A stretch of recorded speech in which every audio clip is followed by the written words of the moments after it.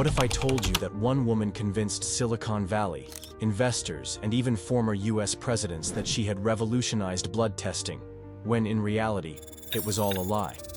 This is the story of Elizabeth Holmes and Theranos, a startup once valued at $9 billion, built on the promise of diagnosing hundreds of diseases from just a single drop of blood. Holmes was celebrated as the next Steve Jobs, a visionary woman who would change healthcare forever. But behind the black turtlenecks, the deep voice, and the promises of innovation was a shocking truth. Theranos technology didn't work. When the deception unraveled, it became one of the biggest scandals in medical history. Elizabeth Holmes was not raised to think small. Born in Houston, Texas in 1984, she grew up in a family that valued ambition, wealth, and achievement. Her father worked in government agencies connected to international development, while her mother once worked as a congressional aide. From a young age, Holmes was told that her purpose in life was to accomplish something great. She dreamed not merely of success, but of changing the world. When she entered Stanford University to study chemical engineering, she quickly became fascinated by biotechnology and its potential to transform human health. Holmes was brilliant in one sense, not necessarily in science, but in vision. She believed innovation was about daring to imagine what others thought impossible. By her second year, she conceived of an idea that would define her life: a portable blood testing device capable of performing hundreds of tests from just a single drop of blood. The promise was revolutionary. Traditional blood testing required vials of blood, multiple needles, and days, sometimes weeks, of waiting for results. Holmes insisted she could shrink this entire process into a small, sleek device. Her pitch was intoxicating: a painless, quick, and affordable way to democratize healthcare. At just 19 years old, she dropped out of Stanford in 2003 to pursue her vision full-time. Professors warned her it was scientifically unrealistic, but Holmes refused to listen. To her, skepticism was simply a barrier to overcome. With unwavering conviction and a powerful sense of destiny, she founded Theranos, a name blending therapy and diagnosis. What Holmes lacked in technical expertise, she made up for in charisma and persistence. Tall, blonde, and striking, she had a magnetic presence. She studied her idol, Steve Jobs, and began adopting his persona: black turtlenecks, minimalist speeches, and an aura of absolute confidence. She even adjusted her speaking voice, lowering it into a deep baritone that carried authority in boardrooms. Her vision resonated with Silicon Valley's culture of disruption. Investors were captivated not by lab data, which was scarce, but by Holmes herself. She spoke not just of machines and tests, but of revolutionizing medicine, saving lives, and empowering patients to take control of their health. Soon, her influence spread beyond tech circles.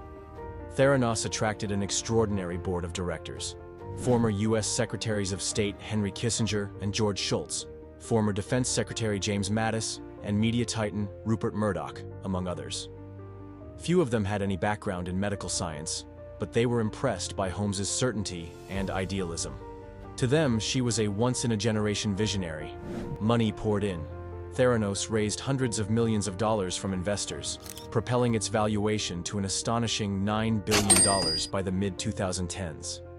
At the peak of her rise, Holmes was celebrated on magazine covers as the youngest self-made female billionaire in history. Business leaders hailed her as the next Steve Jobs, while media outlets described her as a pioneer who would revolutionize healthcare for millions. And Theranos was not just raising money, it was expanding aggressively. The company announced partnerships with Walgreens and Safeway to install its blood testing devices in retail stores across America. Customers would be able to walk in, provide a finger prick of blood, and receive fast, affordable results. The dream was alive. Holmes seemed unstoppable. But inside Theranos' sleek headquarters in Palo Alto, the reality looked very different.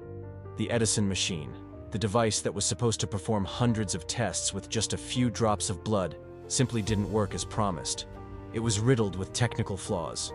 Engineers struggled constantly to fix calibration issues, contamination problems, and inaccurate results. Some devices could barely perform a handful of tests, let alone the hundreds Holmes boasted about. Rather than admit failure, Holmes chose secrecy and deception. Employees were forced to sign strict non-disclosure agreements, and speaking out was seen as betrayal. Workers who raised concerns often found themselves pushed out or silenced. When Theranos demonstrated its technology to investors or potential partners, it often staged the results. Machines were preloaded or carefully manipulated to avoid revealing errors. In many cases, instead of using its own Edison device, Theranos secretly relied on commercially available laboratory equipment to run blood tests, while still claiming the results came from its breakthrough invention.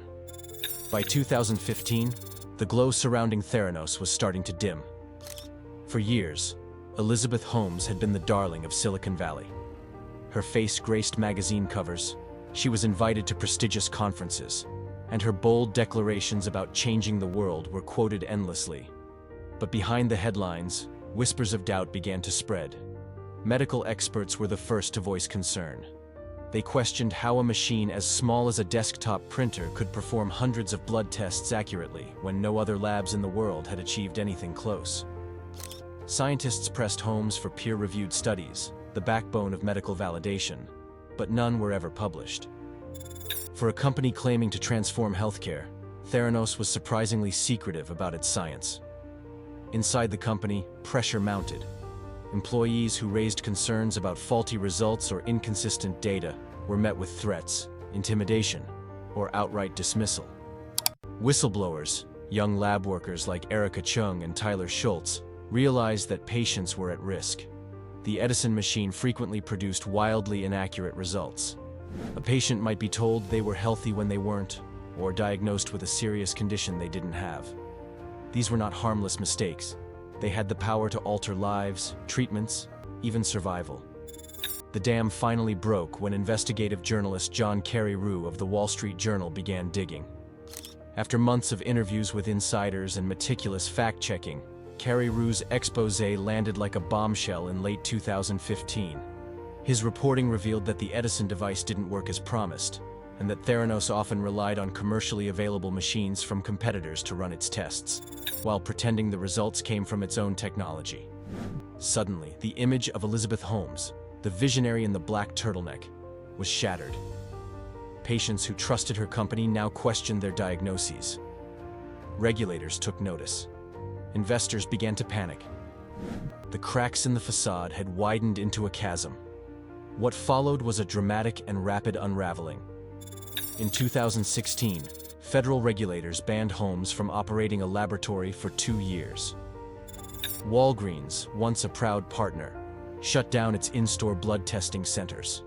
Safeway, which had invested hundreds of millions in the dream of Theranos clinics inside its supermarkets, wrote off its losses. Lawsuits poured in. Former partners and betrayed investors demanded answers.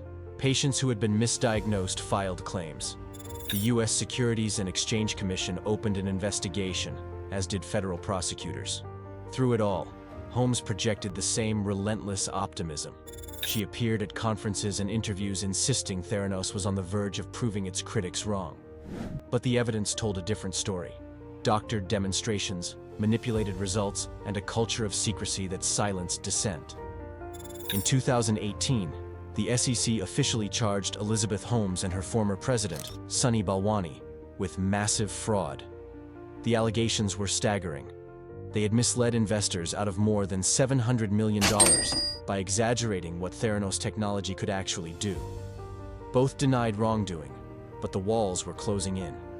By 2022, the long-awaited trial ended with a guilty verdict.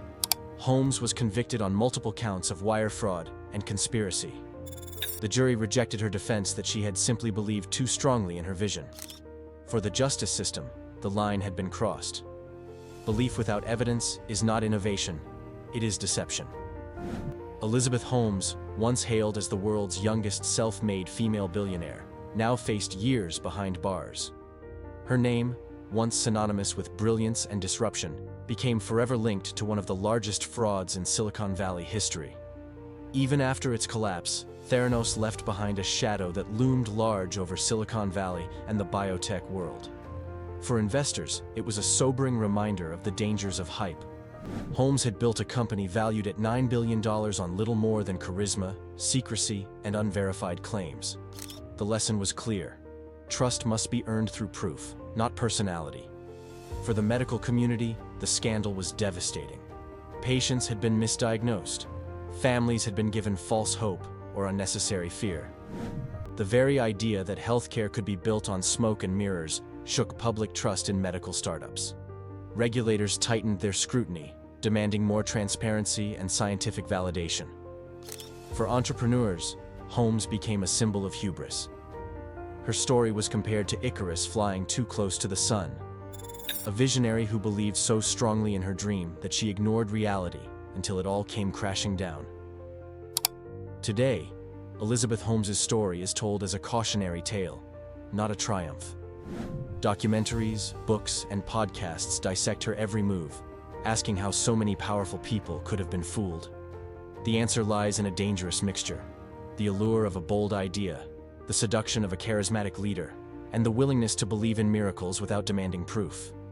The story of Elizabeth Holmes and Theranos isn't just about fraud. It's about ambition, illusion, and the cost of chasing glory at any price.